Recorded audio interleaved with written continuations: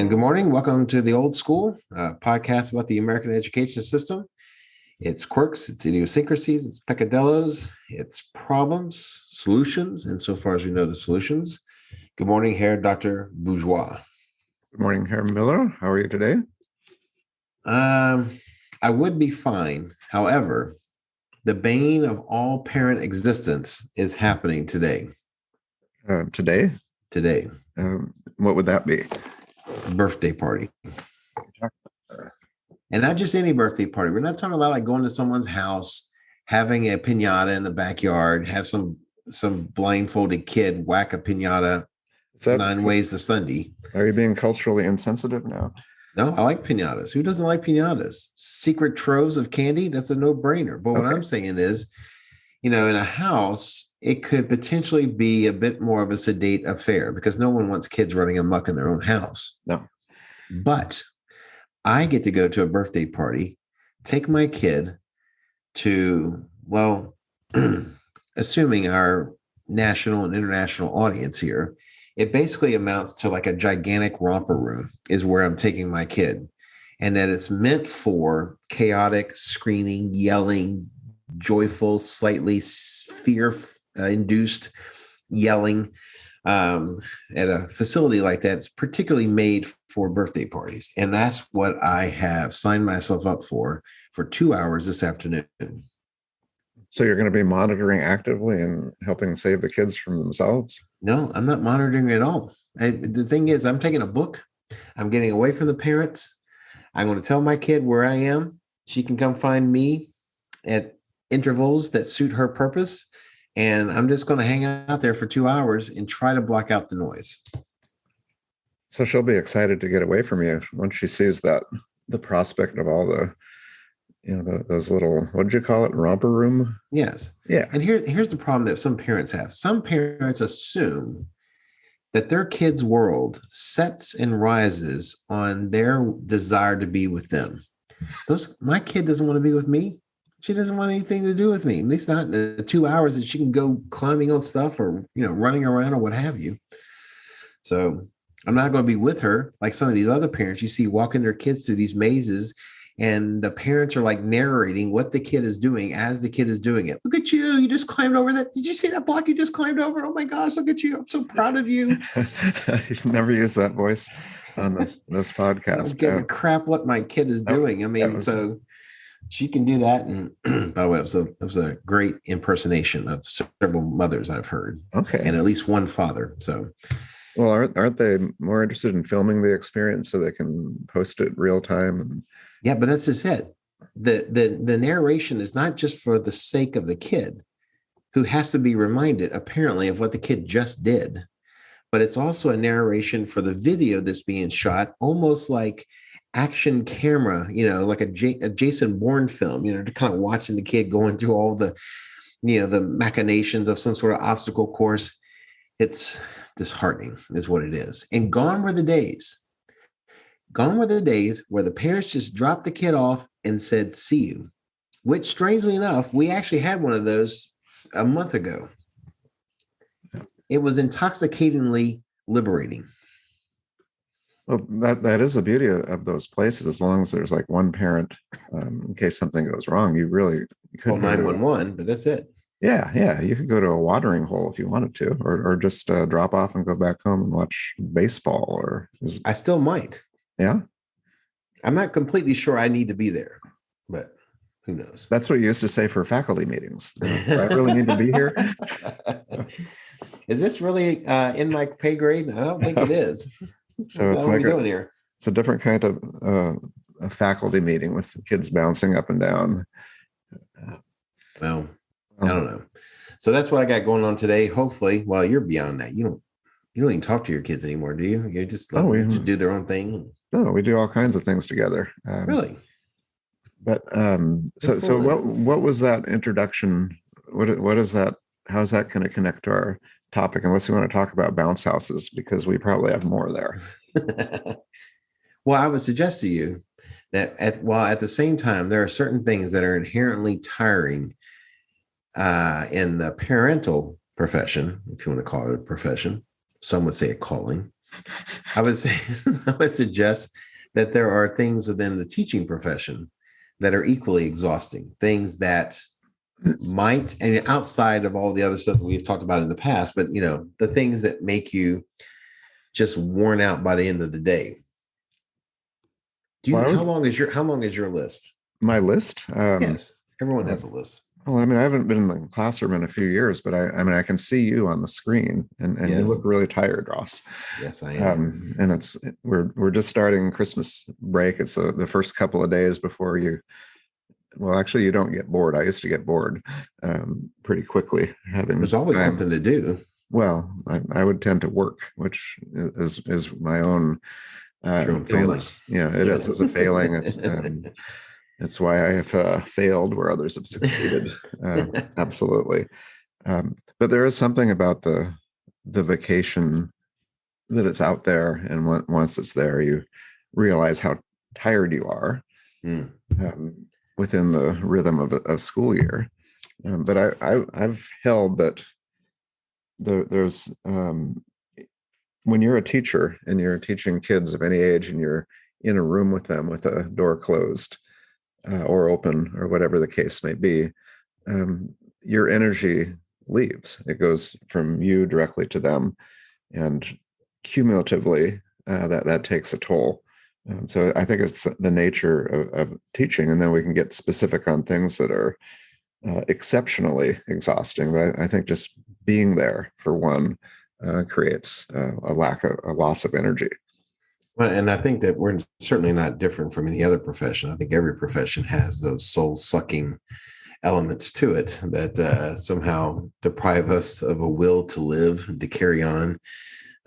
So, I mean, teaching is certainly not unique in that instance, but I think it's a different kind of fatigue. I mean, for the office worker, God knows I could never do it. I could not sit at a desk all day long. I would shoot myself. If you were working for me, I'd put you in a cubicle. So you'd be out in front of everybody. I'd be sitting there with a dull knife trying to find the vein that courses across my wrist. Well, but our whole premise is blown away. We're saying that teaching is exceptionally exhausting. It is. So I guess we need to make that point. Having worked in a corporate type environment, I always thought that I had a lot of control of my time, except for meetings, and meetings would do that, but in a different way. You're not having to manage misbehaviors during the meeting, and really telling people to stop talking when you're making a point.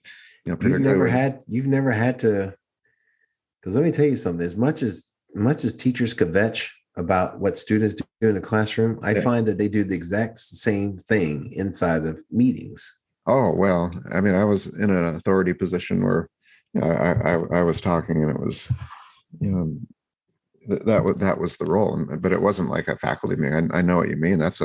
First of all, it's a large, unruly group, and about 98% of them don't want to be there. And so it's a question of power, and that would be. I bet that's like the hell of a principal. They probably don't look forward to those interactions. I would imagine. I wouldn't, but I mean, I think some principals have more of a tolerance for that than others, mainly because of what they perceive to be the exercise of their power or status or could be influence or what have you. But I think for me, the thing that kind of looms largest for me is just my interaction with my kids, because I love my students and I like hanging out with them. I like talking history with them. I like the give and take that a good group can permit and allow within the course of the classroom. But the issue for me is, and just kind of explain why this is at the top of my list, is that I am what has been coined a situational extrovert, where when the situation requires it, I can be quote unquote on, but I don't necessarily get my energy from other people. I get my energy to a certain extent by being by myself or being with only a handful of people with whom I can talk on an equal level, equal basis, whatever the case may be. And so for me, I think the thing that exhausts me the most is just simply doing my job. As much as I like it, as much as some people say I'm good at it, but I think that's, and you go home, you're just like, "God, I just don't want to talk. I don't want to deal with anybody." Unfortunately, my current situation kind of precludes that luxury because I have a kid. The kid demands attention. She's not terribly interested at the existential crisis I'm facing at the end of every day when I'm just tired of talking with people. And so she's become kind of a de-stressor to a certain extent, just because I've kind of started to use her and use time with the family to kind of get away from, being on in the classroom. But how did you handle, because you're not necessarily one who derives energy from other people. You consider yourself an introvert, wouldn't you? Oh, totally. Quite a profound introvert, meaning, I mean, probably more than most, craving time alone. There's a balance in there, but I'm kind of like you.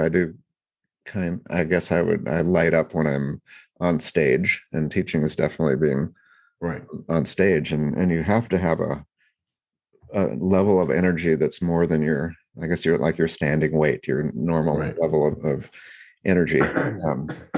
But it definitely took it out of me. And what I noticed is, there are times when you, as a teacher, cruise, you pass out a worksheet, you sit at your desk and grade papers, and that's a reality of teaching, and you kind of sense your energy. You can't be on all the time. And I've made terrible lesson plans, and after the class realized, my goodness, I was on stage the whole time talking and holding court. right So you have control to build in a little bit of rhythm of being by yourself in that room.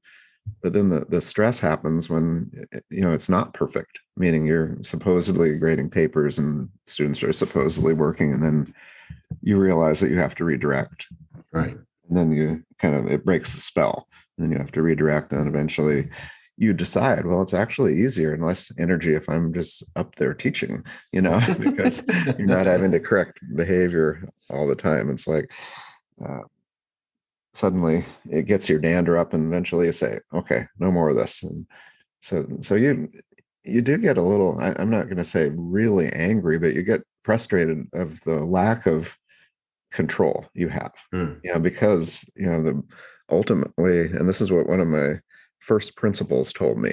We talked at the end of the year as my summative conference, and we were talking about student discipline, and he said, Steve, eventually, when you think about it, students allow you to teach.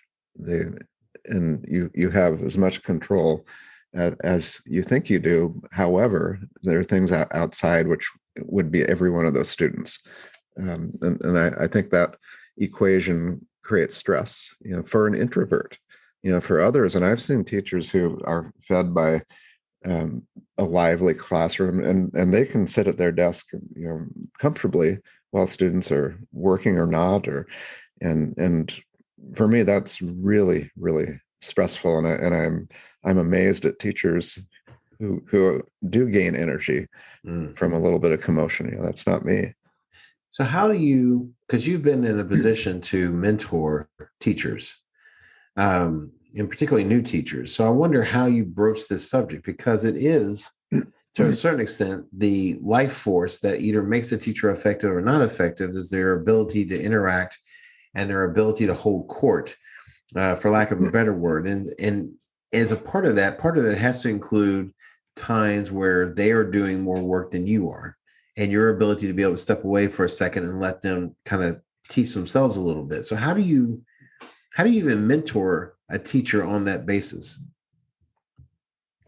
Really talk about the relationship, and you're kind of training a class, and it's not immediate. And new teachers make the mistake of thinking that they can set this up, in a day or a week. But students gain confidence in you, and they start to respect you, but you have to earn it, over time. And so you're creating systems. So I think it's more about balancing the level of control in that room. And there's a sweet spot, but it's not always the same with each class of students. Sometimes, you need to be, you have, lots of rules and keep people in place. And it because you can see, even one or two kids can shift that. Right. And if it's relaxed, you want to make sure that it's not too comfortable. Right. So I think I talked to them about finding that balance. Do take, work in some breaks so you're not up there all the time, mix things up in class.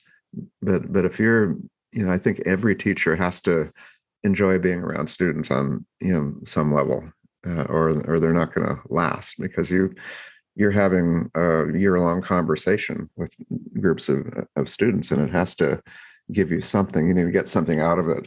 A lot of teachers I've seen, want to minimize the impact or the, of all students. They Right. just want to see talking heads, sitting in there and following instructions and taking tests.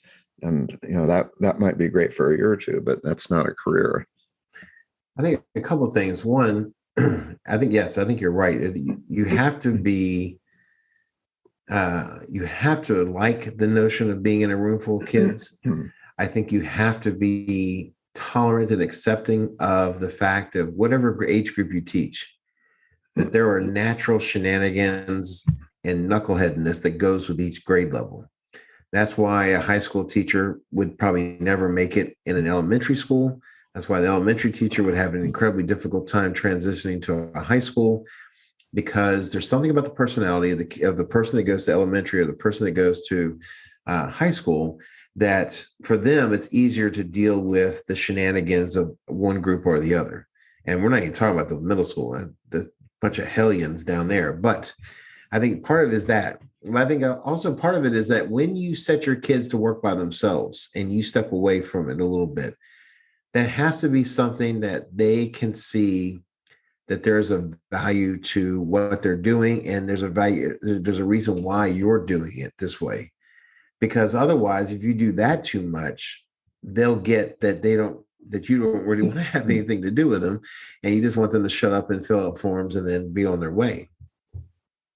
Definitely there needs to be a bit of urgency, for that kind of thing, and some structure, but not just, here's some time to prepare for class, because they're going to prepare for math. Yes. We talked about that before. I taught German, and every time things weren't rolling on a quick pace, the math books would open. I don't know.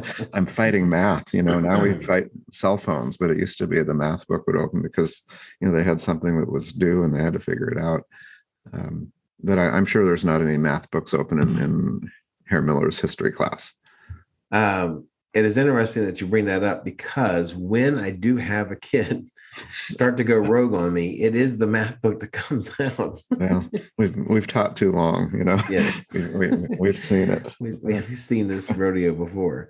So outside of just the fatigue associated with, in this case, two introverts operating as extroverts, right? What else would be for you kind of like a high level of a source of fatigue and just, wearing you down over the course of the time? Not to be too dramatic, but it's almost like you have a 24/7 guilt trip as a teacher, because there's always something you should be doing. Papers to grade. Most teachers don't just finish their grading and then they go home. It's right. Something that they take home with them, and then maybe you decide not to do it one day, and then those stack up and you have multiple classes. So that's hanging over you, and it's like doing the dishes. You never finish the job. There's always more. And the same thing with homework. And if you have 120 kids or whatever, and you have to assign things, and that's the tough part. If you don't, things kind of slow down. So you're either grading tests or you're grading assignments, but that's, the guilt thing, because there's always something there you should be doing. I never worried too much about lesson planning, because, I was pretty free, and I, in my approach, I knew what I was doing. And so that wasn't a stressor, but definitely the the grading was.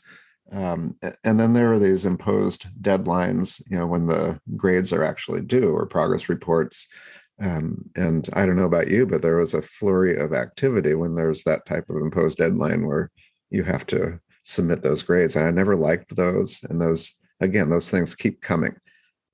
So there's a relentless push to keep you working. And, the joke is that what is school? It's where kids go to watch adults work. But their teachers are working all the time, and the great teachers are doing, thinking about lesson plans and things outside. But to me, it was always the grading, because it was always there. I think the idea for me, you're talking about the work, there are certain kinds of grades that are easier to do than others. I think the thing that always kills me is essays. The notion of grading essays. And part of the problem is that I have the attention span of a gnat, and I cannot hang with grading essays more than 5 to 10 at a time, and I have to stop for a while. But, the other problem is, of course, is poorly written essays. That's the other element to the fatigue. It's just grading stuff that is going to be subpar, or that you have a concern that the kids did not pick up on one nuance or another dealing with the prompt. And you're just kind of waiting to see how many different ways the kids screw up on a particular assignment. Now, not all kids, of course, there's joys in reading a great essay as well. And I do also have a lot of kids that write well, but I think, the notion of it's a little bit like having the fatigue that comes with having to answer the same question over and over and over again. Right. No matter what it is, and inevitably, it's never a question over something of import. It's always something trivial. It's always something on it's tangentially related to what they should be worried about. And because of that, I think that's a kind of an additional thorn in the side as far as being able to fight off fatigue. There is a lot of repetition, and quite possibly the students are all trying to anticipate what you want, and so there's probably not the kind of variety of things jumping off the page. But depending on the subject matter, some teachers don't grade at home, and is there extra compensation for the English teachers who probably do 3 times as much grading as the average teacher outside of English? They put in and history as well. So there's a little tension there, I think. But I had a technique, which I don't know if this would apply to every type of essay, but I would always sort the essays. These are German essays, whatever they were doing, from my expectation of the best to the worst, because I knew my students really well, put them in that order. And usually I would read them in that order, from best to worst, and shift them around based upon what I actually see. And that created, some structure, and it made it easier for me to do it, but I, eventually you're writing comments and doing things, but it sped the process, because in a sense you are ranking them, just to cut to the chase and say, okay, number one, we're trying to put a grade on this. So you're reading them with purpose. And, how many students do look at the comments and make any change based on them? Because usually when students get an essay, they look right at the top to the grade. Right. And there's probably not another draft. And so they look to the grade, and maybe they don't even go through what took you hours and hours, for the class to do. Do you think about that you're laboring kind of in vain to some extent? I do find that to a certain degree, and it's easy to see when you hear the questions that are asked. How come I got this? Well, I don't know if you noticed, but in pink or in red along the margins are a bunch of questions or comments. That was me, by the way. I'm the one that wrote that stuff on the margins there. So, it wasn't your graduate assistant. Wouldn't that be great? Yes. And if you've taken upon closer inspection, I think you'll find out why you got no credit for evidence presented, or no, whatever the case may be.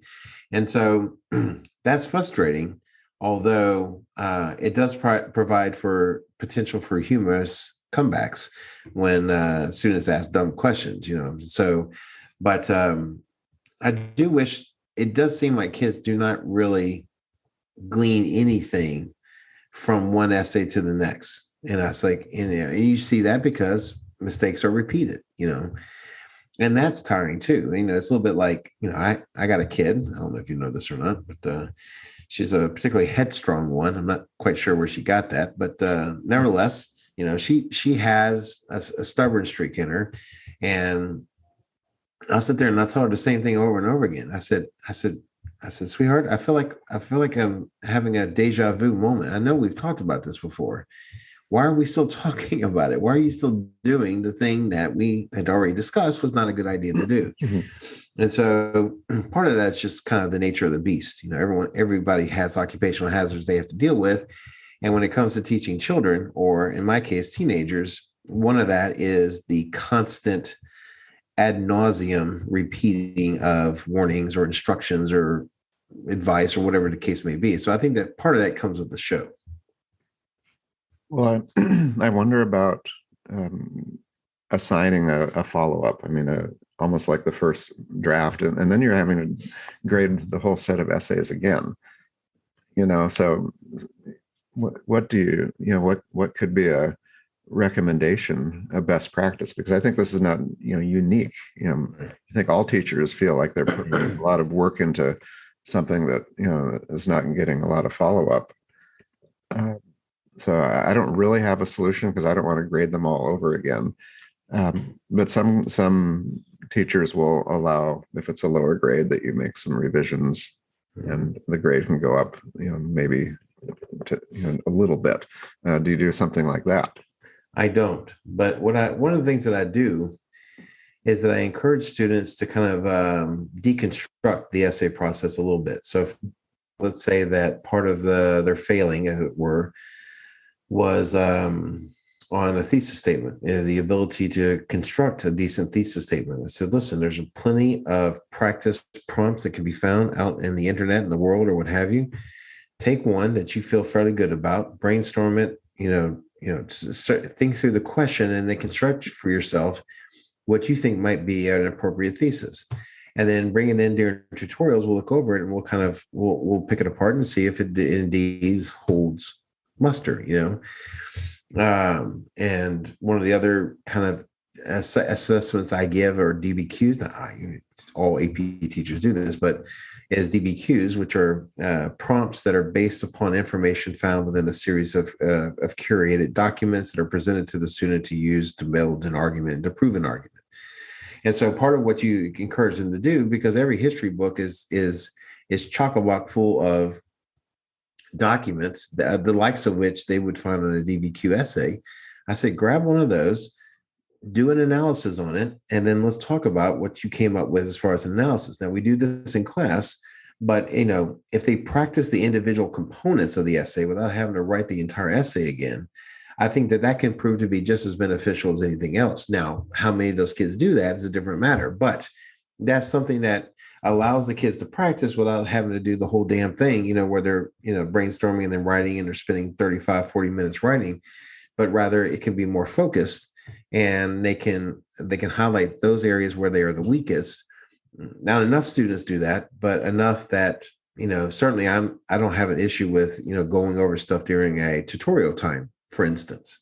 So, Hermel, you're getting a little animated, I think, because you're going into the point you're making is that there are repetitive tasks, and often your words fall on deaf ears, and you have to keep doing the same thing, and you're just in vacation. I bet in 2 weeks from now, you'll let a little bit of that slip away, and then you'll start it over again. But the point is that there are routines to teaching, and there are frustrations because it's not a linear process, and students are you have to repeat yourself. And I mean, imagine you have 20, 30 people in a room.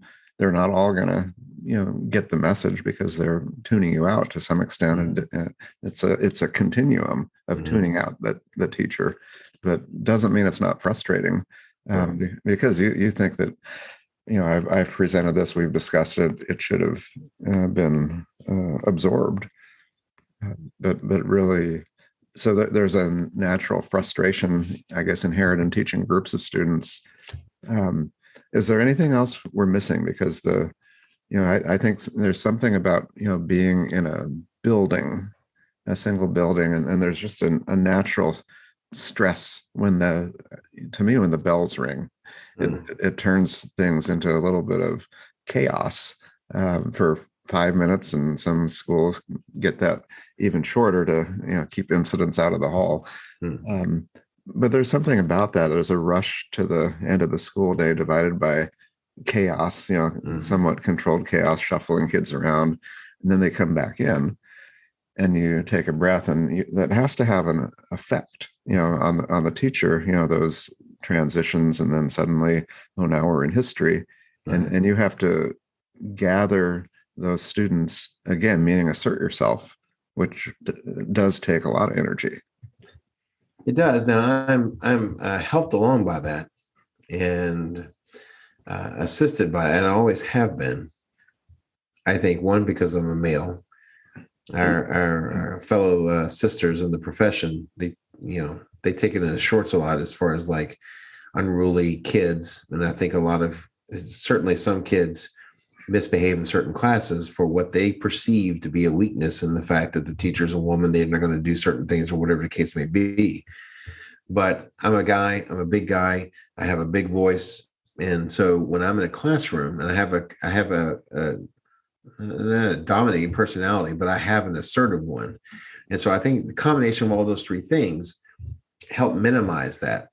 As far as the idea about what you were talking about with regards to the chaos, I think every teacher, especially every effective good teacher, has a tolerance level for a little bit of chaos. I'm not sure if that is as crippling as it might be for somebody else. As far as going into a building every day, I think that's more kind of an existential kind of issue. The realization every day you walk into the same door and you go through the same routine, there is that notion of, my God, what am I doing with my life? There's nothing interesting that's happening. It's the same crap every day, But I think for me also, for a profession that touts itself as being one almost as if you're your own boss, I think the thing that tends to also dishearten teachers is how much is outside of their control, and how much what is outside of their control is given extra weight in how they should do their jobs. The poor schmuck sitting in a cubicle, his life or her life is heavily structured and heavily regulated. Mine is too, to a degree. But there, one of the keys and one of the pluses that's often talked about is, when that door closes, that's your time to shine, and that's your way of being able to control events. But so much of what we have to deal with on a regular basis, be it administrative or logistical or what have you, exists outside of that cocoon.